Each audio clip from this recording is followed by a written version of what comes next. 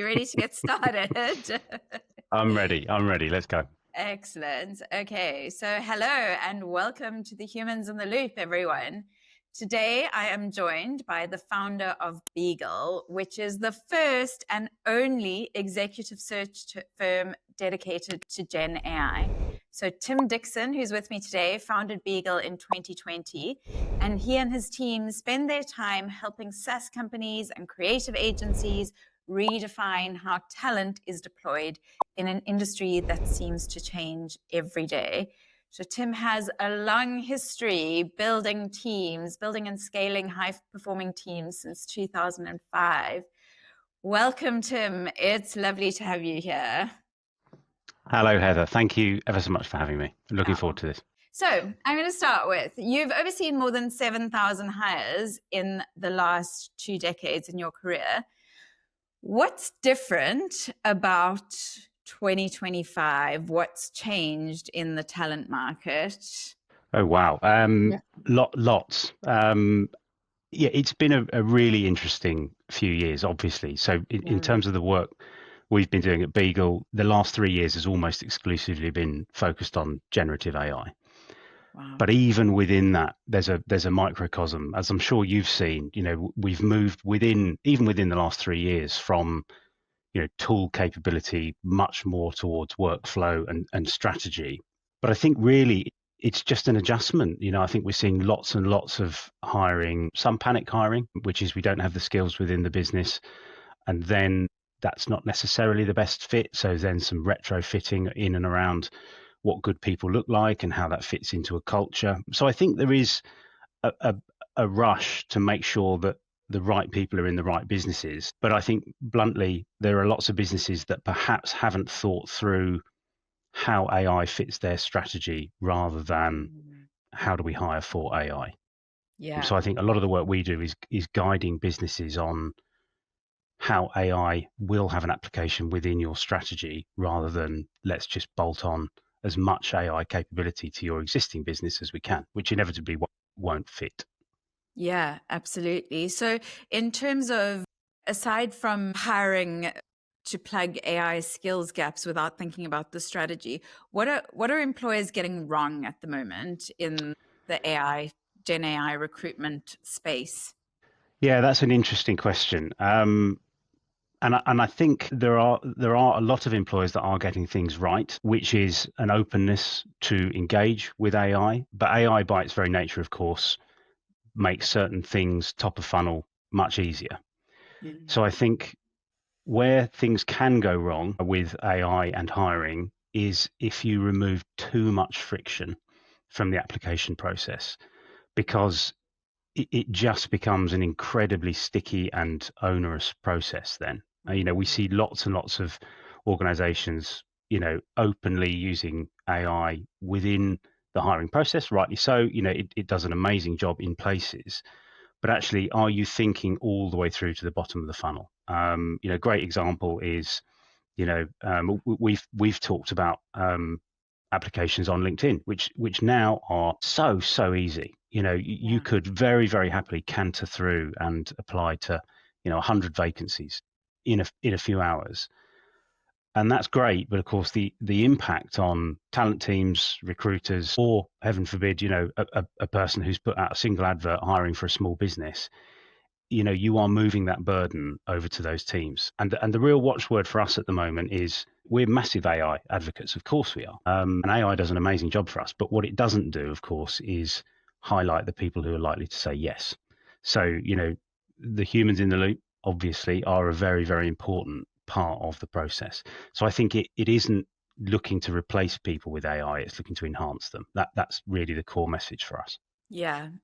And I've seen that myself. The companies that are doing that are really just taking the lead by such a long way.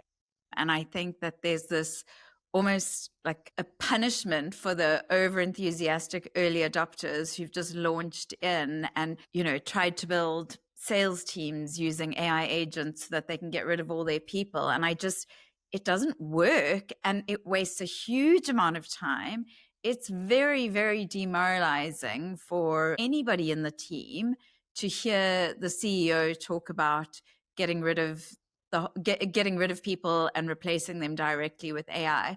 And it's all very experimental at the moment. It just doesn't work in the way that I think a lot of leaders believed a couple of years ago it was going to change the jobs market. That promise was sold to them by the founders of the AI companies and stuff. And I think it is having such a huge impact. It adds so much value in certain areas, but I think it's dangerous to take a kind of sweeping approach to AI and try and kind of bring it in across the business too quickly, because it's just not ready for most of the promises that have been made about it, which I think we're kind of seeing quite a lot publicly in bigger organizations. And the companies that are getting it right, like what are the features of that? How's that working? Yes, that's a good question. So, and I think, by the way, you're absolutely right. I think so many people were drawn to how seductive placing AI at the center of their strategy might be in terms of the noise and the traffic that it can generate. One very, very quick anecdote for you is that we saw an AI hiring chatbot. Their central line was use one of our agents and you'll never need to hire this type of person again. And that was their core message to the world. But of course, then quick visit to their website and they are hiring exactly the type of people that they're advocating. It's such a mess, really, that we find ourselves in. But in terms of what people are getting right, I think keeping the humanity, the craft in the process is incredibly important. And I think the businesses that are winning or will win as perhaps the white noise dies down are those that understand that, or perhaps didn't sprint towards failing fast in this instance, oddly. I think there was an interesting one-upmanship happening where businesses wanted to show they were at the bleeding edge of all things AI, and let's produce some work, let's thrust it into the process somewhere, even if it's not perfect, because we can show and we can tell that we are right at the cutting edge. And those businesses did some interesting work and they moved the dial for the rest of us, of course.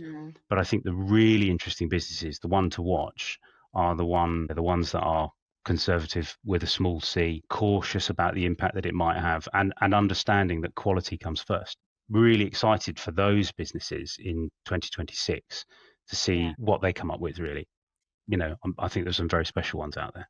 Yeah, absolutely. I think taking that long-term view is so important. And my outlook on AI has changed dramatically in the last couple of years, because initially I was like, got to go all in, got to adopt every single new tool, got to learn it, got to implement it. And then I realized that was helpful to me because it helped me understand where the limitations were and where the boundaries are in terms of how this can add value and where it can't. So I don't regret that, but I've got a much more cautious and conservative approach to AI at the moment, which is keep learning, keep educating yourself, stay at the forefront, because everything's changing really quickly and we don't know what's coming. And you don't want to be 5 steps behind everybody when the tools become so good that they can do things that we never thought were possible.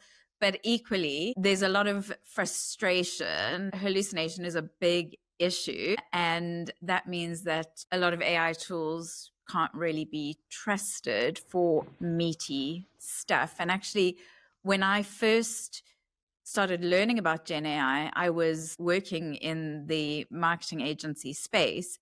And I thought when I first learned about AI, I was like, this is going to completely demolish that space. And now I'm like, actually, the agency marketing creative, this is the one area that's truly benefiting from it, because it's not replacing anyone good at all, but it's giving them leverage. It's giving them the opportunity to increase their output.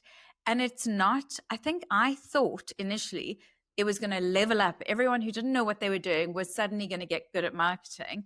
Just hasn't happened. It absolutely hasn't happened. It's just they've got more confident, but not good. Their marketing is still not working. Using ChatGPT write all your blog posts, do all your social media content, they're not getting better results for it because they don't have the strategy, the instinct, the fundamental marketing principles. They can't evaluate whether something is good or not good, and they're not thinking bigger because of it. And so the gap between the brilliant and everybody else, I would say, has widened. So I almost feel more hopeful for the creative space than I did in 2023 when I first started looking at it, which is amazing. It's exciting. Yeah, absolutely. I think you're absolutely right. It has empowered everybody, AI, to do. All of the tools are for doers. But I think once we learn to distill the content, once we curate the content, hopefully it drives up our appreciation generally of what is good and what is average. And I hear you loud and clear, which is that, I mean, our job really is to assess the capability of creatives within generative AI. And that's complex because a task that split the crowd before doesn't split the crowd now, because of course it's the same tool producing, but it is the craft, it is the concept that we're looking for, and it's certainly enhanced my appreciation. And so I feel like if it could for me, it could for anyone. I mean, I'm not a career creative. Yeah. But one fascinating thing that you mentioned there, which is so true, is the world is now full of people who claim to be AI experts. And for us, particularly for the conversations that I'm having every day, the people I'm consistently most impressed by don't claim to be across all the details. Instead, they are incredibly humble. And exactly as you just said, they understand that every day is going to be a day where you learn something new. Yeah. And I think if you're flying into all of your daily interactions and your meetings by saying, no, I'm now a master of AI, you fall behind pretty quickly, because that idea that you've stopped learning becomes a problem, I think. Absolutely. I think you really do need that learning mindset if you're going to be successful, because what was relevant even 2 or 3 weeks ago, so I'm doing a session tomorrow called Become a ChatGPT Super User. I did the same session 2 months ago and it's already different. It's like 2 months and stuff has changed so much in the last 2 months that session is very different. I think, there are no AI experts. There are people who have spent a lot more time learning and engaging with the tools. But this is all an experiment. Nobody knows which direction this is going to go. And so nobody can really claim to be the expert or have the deep experience. And even those people who have many years of machine learning experience, it's just not the same as GenAI. GenAI is something that touches every single person's life at the moment and requires a huge change in how we operate. So, having the machine learning skills, great, but it's not as applicable as you might think. No, I completely agree. And you also don't have to go far to read a narrative that this is a great replacement, and as you talked about at the top of our meeting, that AI will do us out of a job. I really don't buy that at all. I think it's an easy narrative to believe if the cliff edge of learning seems too steep. And I think if you're open-minded and you throw yourself in, this is a learning opportunity. And I think the human race, we need to be able to make learning within the workplace easier, because we're time poor, and I think that's the other thing. Whether you immerse yourself in a tool or a platform aggregator of some description, you do need to set aside the time to learn this stuff. Those that are most impressive, perhaps they have had more time to do that, but it's hard when you've got a full-time job. So to those people that are concerned that perhaps they're looking for work at the moment and they're concerned that they'll never get another job again because AI has taken everything, oddly, you're as empowered as you ever could be with the extra time. Take the time, invest it wisely, and you could transform your potential. Yeah, that's a really good point. I think the naturally curious people who took it upon themselves to start learning and experimenting and reading when there were no courses because it was so brand new, when there was no workplace program on GenAI, when there weren't thousands of YouTube videos being released every day. I think that those people have ended up ahead, not because they have any deep knowledge that can't be replicated, but because they've just got the kind of confidence from having dedicated those hours, and they've seen and recognized that everybody's still learning and everybody's still experimenting, and that there's no end to this journey. You don't just stop learning. It just doesn't happen with AI until they stop updating the models, which I don't think is going to happen. And to your point about people talking about jobs ending, I think the people who are talking about AI replacing jobs and being able to do all the work, they are the people who are running the AI companies that are trying to raise hundreds of billions of dollars in funding to fund the building of their data centers and to, buy new NVIDIA GPUs or to create their own. They desperately need that money. They're not going to get that money if the CEO and the founder is out there saying, yeah, this isn't going to make such a big difference. Obviously, this person's got to sell a future where if you're not in on the AI game, you are going to be broke and without a job. And so that they can't be trusted with these broad statements because they have a very, very clear ulterior motive, but they get the headlines all the time, right? Yeah. So, it kind of fuels this hysteria about the future. And I just think we're a long way away from that. And even if the models can do more, in 5 years' time, will society accept robots walking around doing stuff? Like, will people accept that? Will they accept robot policemen, kind of Star Wars style? I don't know. I don't really watch Star Wars, but when I see those stormtroopers, I think that's what they are. But I don't actually know if they're the good guys or the bad guys. But anyway, so I shouldn't use it. It's like sports analogies. I should never use them because I don't actually know what they mean. But anyway, but I just think that there's a lot of what grabs the headlines is not necessarily grounded in reality, and we're not hearing the alternative narrative so much because nobody's got a vested interest in making that happen. Absolutely. Nobody knows the future. And I think, there is a degree of people looking for a North Star, or some hope or some despair or whatever it might be. And I think you're right. It's a powerful message if people say that AI is going to replace us all, take over the world. AI does do incredible things. And it will continue to impress us and do incredible things. I think the important thing for me is that, we use AI every day throughout the business. Yeah. But the important part for us, as I imagine the same for you, is that we always talk about using it with intentionality.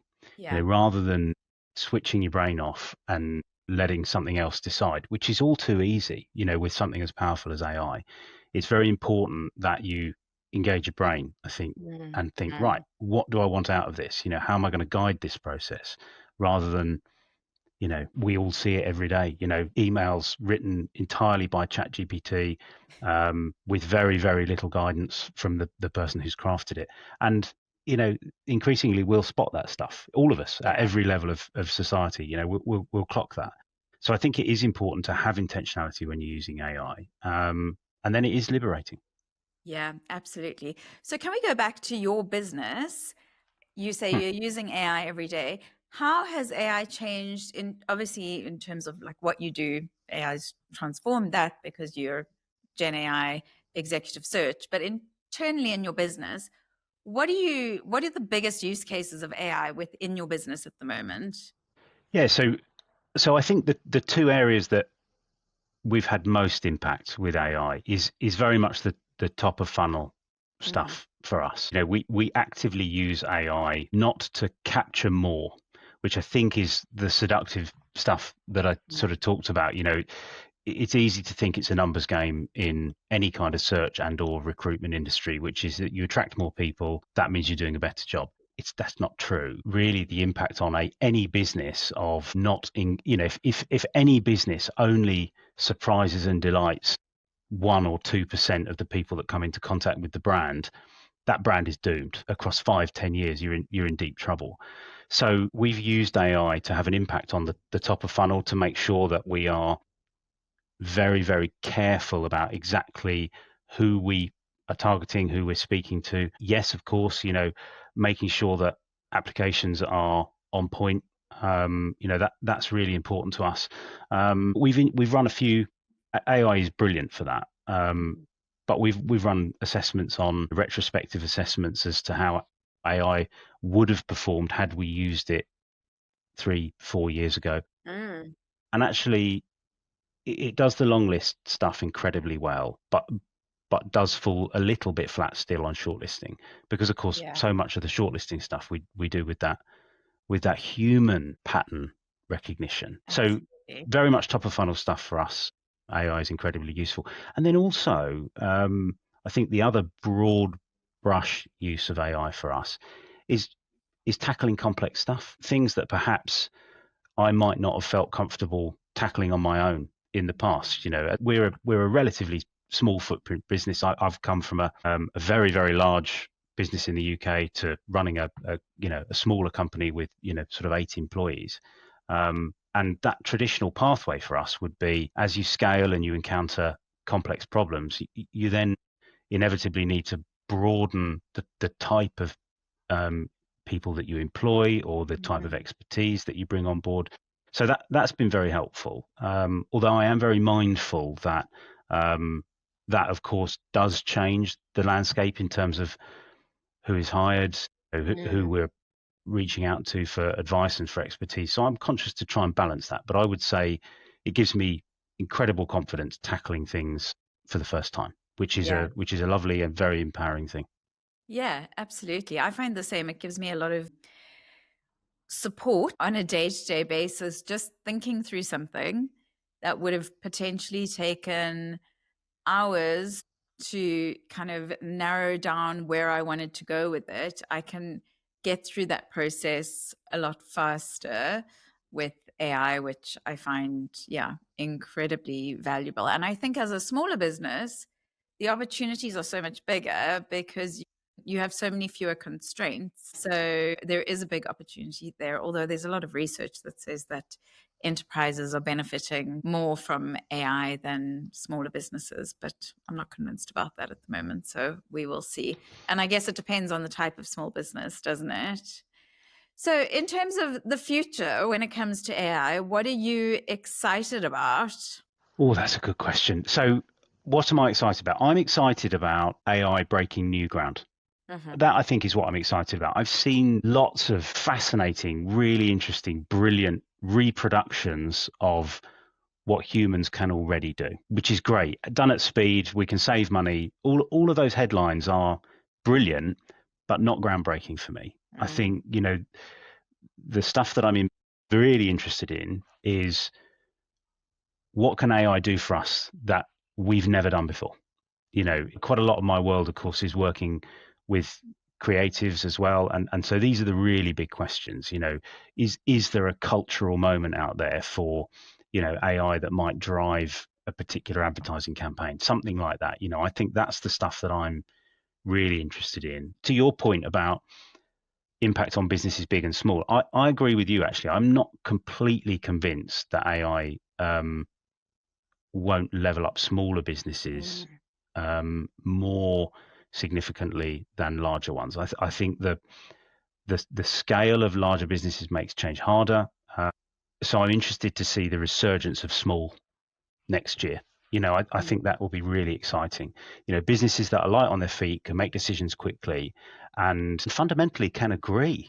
I think that there's an interesting issue, which I'm sure you're seeing more of even than I do. But you talk to any big business, particularly leadership level of enterprise level businesses, and they tend to have deferred AI thinking to a group of, shall we say, enthusiasts, bluntly. Those people in the business who have put their hand up early as, well, I'm into AI, so I'll sit on your steering committee. And those people are well intentioned and usually actually very, very talented because they've taken it upon themselves. But of course, those people from different walks of life don't tend to agree. They all see AI as solving a different problem for them. So the idea that that little cohort of people will solve a single problem or will drive singular transformation across a business, it seems unlikely to me. So I'm excited about breaking new ground next year, and I'm excited about the future for small businesses, productivity for small businesses. I think that's such a good point about especially larger businesses outsourcing their thinking about AI to a committee. And I think it's going to take a long time, but when they realize how much time they've lost by not making it a board level priority, really, because this is not EDI or ESG or, something that needs to be considered alongside the business. This is like the advent of the internet or something. This is going to impact absolutely everything from internal operations to client work to the nature of the services that are offered. And I think that needs the leadership to lead on it. And the leadership can only lead if they understand it. And I think that this is an area where the leadership has been slow. They're lagging because a lot of leaders are not from tech backgrounds. They're from finance backgrounds or creative backgrounds or strategy backgrounds. And they're a little bit, they know how to do a pivot table. They're okay on Excel, but they're not going all in on new technologies and stuff. They kind of like to leave that with the techie people because I think there is this fear that you'll be shown up as not knowing your stuff, right? And when leaders are in that position, they like to kind of outsource it to people who do know their stuff. But this is just, it can't be led from the tech team, and it can't be led by, as you say, the enthusiastic early adopters, because they don't know the business priorities and they can quite easily walk into issues that they wouldn't know are issues because they just don't have that high level view of what's going on. So they could create crisis after crisis, and it'll be too late before leadership finds out about it. Yeah, yes, absolutely right. And leaders of businesses at scale have spent many years, muscle memory. They've exercised this talent of delegation, which is a real talent, delegating to the right people, of course. But AI almost rewards those that don't delegate.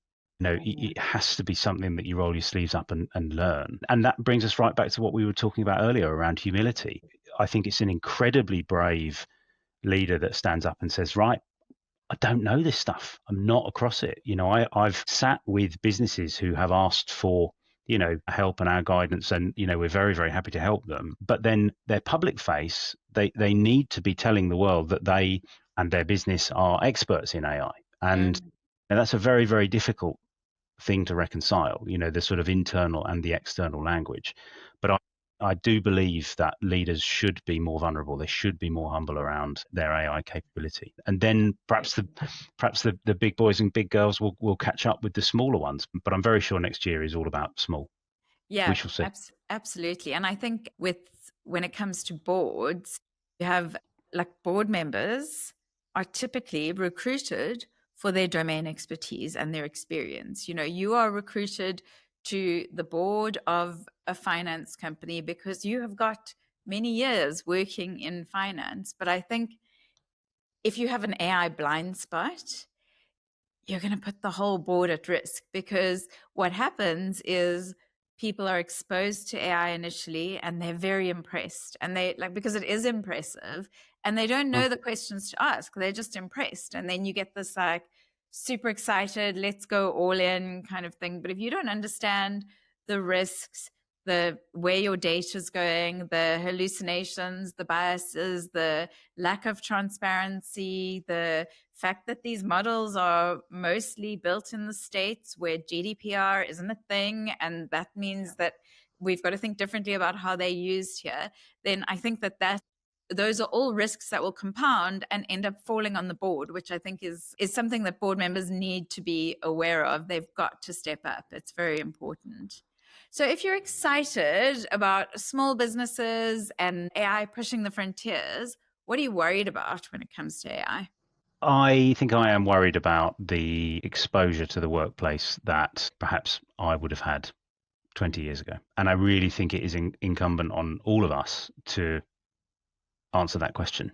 I can only speak with expertise about my industry, but effectively everything I learned by making mistakes, getting it wrong, being exposed to, the market, for want of a better phrase. And I think I'm aware that only a few moments ago I said, well, one of the major use cases for us is, trying new things, being hands-on. All of those are things that when I left university, those are the things I was trusted to do. And so I think we'll have a problem here if we don't find a way to engage the next working generation. And what does that look like? Does that mean that we will structure that more around apprenticeships? Does that mean businesses need help from governments? And I think governments do need to be doing more about, how can they support businesses to support the next wave? Because I think if people just look at AI as a cost-cutting exercise, that's what commercial brains will do. Yeah. They will just save money, because of course that's what any good business looks to do. They just don't think in terms of the next 15 years. Any good business is hopefully thinking in terms of the next 5, but they might not be thinking of, who are our leaders in 15 years' time. So I am worried about that, if I'm honest, and I haven't yet heard a good solution. No, and who will fund that? And it feels like it's incumbent on the AI companies to fund part of that, because they're benefiting so enormously from this AI boom, or they are at the moment. So it feels like they need to hold some responsibility for supporting whatever changes come in society. But actually, that's a good point, because I think a lot about when I worry about the future of AI, I worry about my kids, and I worry about the world they are going to grow up in. And I think for me, my kids don't have access to technology or anything like that. So I'm not immediately worried about the immediate consequences, although it is pretty terrifying when you think that this is completely experimental technology, and it's the kids, the vulnerable kids that are being, or not even vulnerable kids, tend to be vulnerable. They're immature. That are potentially going to be quite severely affected by it. But I think I worry about the future of jobs, like what careers are my kids going to have? The thing that worries me the most, though, is surveillance and the encroaching on our freedoms, because I think that one of the reasons totalitarian states have, I'm going to go quite dark, one of the reasons totalitarian states have failed in the past is because it's been impossible to keep tabs on every single citizen. Like, the Stasi tried, but it didn't work long term. It's never worked long term. And I think that we are getting to the point where that's going to be possible, easy, and that worries me, because I think that I'll resist it. I will fight it. It's the hill I'll happily die on. But I'm worried that my kids will never know a world where they weren't surveilled, where their every move wasn't managed or watched, and they won't be empowered. I'm not just talking about my specific kids, I'm talking about their generation. They won't be empowered to deal with that, because they'll be dependent on the state for their income, because the entry-level jobs market will change. So that's where my mind goes, which I know is quite dark, but that is a kind of concern that I have about the future of AI. And it's something that I think we need to be talking about now, because it's not something that can be solved after it's happened. The only hope is to prevent it. And I'm not really sure how we do that, but it's something I'm going to be talking about a lot over 2026, because it's a real focus for me. I think it's such important work you're doing there, and you're right. I mean, I just wish people would think of AI in terms of how insidious it is as well. It's a force for good. Obviously, I look at it as a massive force multiplier. I think it's a brilliant thing, but it is important to remember that, the surveillance that you talk about need not be conscious. That's the problem. It's affects every part of our life, and I think people must understand that that this nudging of thought processes is a gentle erosion over time, and we've seen how fractious the world has and can become, all through social media led initiatives. We can communicate with people in completely different ways, so I think we're right to be cautious about that. A real incredible thing that stuck in my head from talking to an amazing conceptual creative that I know who does incredible work. She's obviously incredibly talented. But one of the things that she ran was a real life art workshop. And the sort of subject matter was that she encouraged people to take out your phones and, let's paint a picture from one of the photos that your AI has deemed is forgettable. And I think most people now, my wife loves looking through photos of the kids that are served up every morning as here are the photos from this time 5 years ago, right? But that means that there are a huge tranche of photos from 5 years ago that AI has deemed it's not relevant. Those photos of your children aren't important. These memories aren't important. And so when we look at ways that AI impact us every day, it need not be the jobs market or, something big and serious, but it might be the memories that are passed back to you first thing in the morning. And I find stuff like that so fascinating. And that's the thing that I think we should be alert to. Absolutely. I mean, I've never even thought about that, and that's a really fascinating manifestation of those gentle nudges. And I think social media does it so beautifully as well. It's serving you content that it knows you'll react to, and never really explaining why you were served that content, so that you end up being inadvertently having all your positions reinforced and fortified, and thinking that you are in the majority often. And I remember a few weeks ago, I saw somebody post something on LinkedIn, and it was a very unusual post, certainly for my LinkedIn feed, right? This guy was like posting about what a brilliant strategist Keir Starmer is. And I was just like, is this the only person in the world who thinks this? Because my whole LinkedIn feed is about how the government is screwing up and how, everything's falling apart and stuff. And it made me realize that that's just the content I engage with. And this one slipped through the net. And just because it's the content I engage with and it's the content I see all the time does not mean it's the truth. That just because I see it 95% of the time does not mean it's what 95% of people think. And I think that was quite a good reminder to me that you can't rely on social media for your news or your opinions. You've got to look at a broad range of media so that you can just be clear on like where other people stand on issues, so that you become, I suppose, step out of your echo chamber. And I think one of the things I want to campaign for is for social media to be more transparent about why certain content is served to you, and almost give you the option of controlling what content gets served for you, like almost control how the algorithm works for you, so that you are less likely to end up in an echo chamber, which I think is really important. And so, Tim, if somebody wanted to move jobs now in a relatively challenging job market, they wanted to start looking for a new role, what would you recommend them to do? What would be your kind of top advice? So top advice from me is always around networking. I think we have, both of us, weighed and measured, the application process when you need a job. And unfortunately, it's not very helpful. It's not designed, the world doesn't owe anyone a living, sadly. And if you are requiring a job right now, it's a struggle. There's a lot of white noise out there. The market's, has its ups and has its downs.